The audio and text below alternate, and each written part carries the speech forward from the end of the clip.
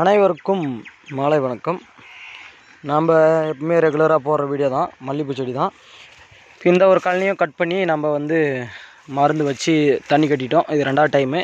இதில் பார்த்திங்கன்னா பாருங்கள், செடி கட்டில் என்ன பண்ணிக்குது, எல்லாம் இந்த எலி நல்லா கூண்டு கட்டிக்குது.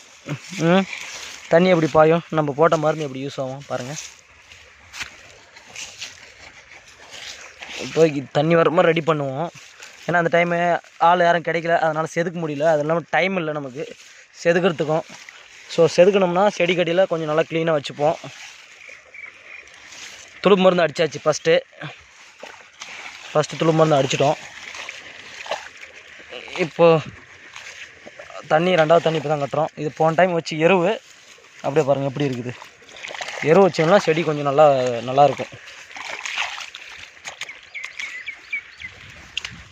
பாருங்க, இது ஃபஸ்ட் டைமு ஊறிட்டு 2வது டைமு இவ்வளோ மருந்து இன்னும் பெண்டிங்கில் இருக்குது. அதனால் செடிக்கு நல்ல இப்போது ஃபஸ்ட் டைமு கொஞ்சம் ஓட தண்ணி கட்டணும். இப்போ 2வது டைமு கொஞ்சம் நல்லாவே தண்ணி கட்டணும். இதெல்லாம் கொஞ்சம் ஊறட்டும் அதுக்காக. ஏன்னா நம்ம எல்லாமே கொஞ்சம் காசு ஹை ரேட்டு கொடுத்து தான் வாங்கிட்டுருக்கோம். ஸோ அதனால் இது எங்கள் ஊரில் சனிக்கு அப்படின்னு சொல்லுவாங்க. இதில் தான் நாங்கள் தண்ணி திருவோம். சில இடத்துல வேறு மாதிரி சொல்லுவாங்க போல். நான் நிறைய வேறு மாதிரிலாம் கேள்விப்பட்டிருக்கேன். மண்வெட்டி அப்படின்வாங்க, அப்புறம் மம்டின்வாங்க, ஊருக்கு தகுந்த மாதிரி சொல்லுவாங்க.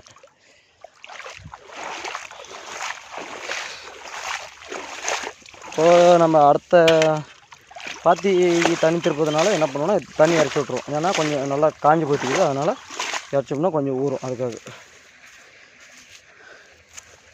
இது ஒரு காவா நம்ம திருப்பி வச்சு இன்னொரு காவா இருக்குது. நம்ம டவுனில் நிறைய பேர் இருக்கிறாங்க. ஆனால் அங்கே இருக்கிறதோட கிராமத்தில் இருக்கிற வாழ்க்கை நல்லாயிருக்கும். பாருங்க, தென்னை மரம் பாருங்கள், இயற்கையான கிளைமேட் இதெல்லாம் எப்படி இருக்குது பாருங்கள். பக்கம் வயல், நம்ம மல்லிகைப்பூ தோட்டம், அங்கே தீவனப்பயிர் இருக்குது, அவத்திக்கால் எல்லாம் இருக்குது. நமக்கு எவ்வளோ தான் நம்ம டவுனில் இருந்தாலும் இங்கே இருக்கிற மாதிரி வாழ்க்கை எங்கேயுமே கிடைக்காது. ஏன்னா இங்கே இருக்கிற வாழ்க்கைக்கு கிராமம் ரொம்ப நல்லாயிருக்கும் வாழ்க்கை. நம்ம ஒரு ஆடு மாடு வளர்க்கலாம் எல்லாமே. சிட்டியில் இருந்தால் அந்த மாதிரி எதுவும் பண்ண முடியாது இல்லையா. இப்போ இந்த ஒரு காவலை திருப்பி வச்சு அடுத்தது இதுக்கும் திருப்பணும். இது இளஞ்செடி, கொஞ்சம் பில் செதுக்கிட்டோம். இதை ஒரு 2 சரக்கு செதுக்கவே முடியல. ஃப்ரீ டைமில் செதுக்கி மாட்டுக்கு போட்டு க்ளீன் பண்ணிகிட்ருக்கோம். இப்போ அதை முடிச்சுட்டு இதுக்கு தான் தண்ணி கட்டணும். நிறைய சிவப்பு இந்த டைம் கண்ட்ரோல் பண்ண முடியல எங்களால்.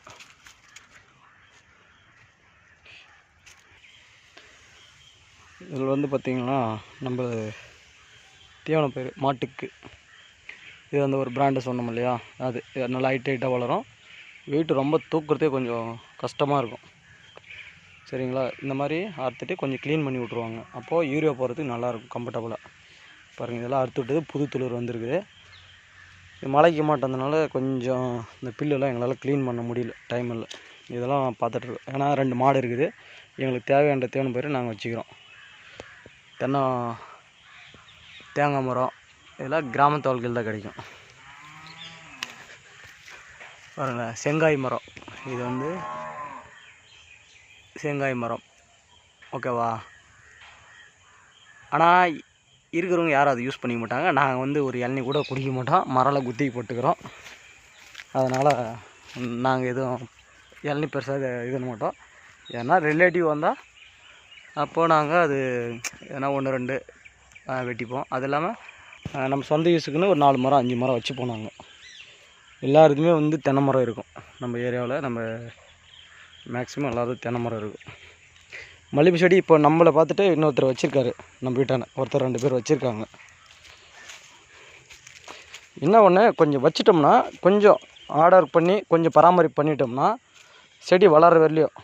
அதுக்கப்புறம் நம்ம ரெகுலர் ஆக்டிவிட்டி தான். நம்ம மருந்து அடிக்கிறது, மருந்து போடுறது, இந்த செடியை க்ளீன் பண்ணுறது. இப்படி நம்ம ஒருத்தங்கிட்ட போய் வேலை பார்க்குற நேரம் இந்த மாதிரி இதுனோம்னா நம்ம போதுமான்ற ஓரளவுக்கு போயிட்டு ஒருத்தர்கிட்ட வேலை பார்க்குறோம்னா ஷிஃப்ட் வைஸாக வேலை பார்க்கணும். பட் ஆனால் நம்ம அவனுக்கு வேலை பார்த்தோம் என்னன்னா நமக்கு சம்பளம் மட்டும்தான் கிடைக்கும், புரியுதுங்களா? ஆனால் அவனை வந்து உயர்த்தி விட்ருவோம் நமக்கு 10% கூட கிடைக்காது.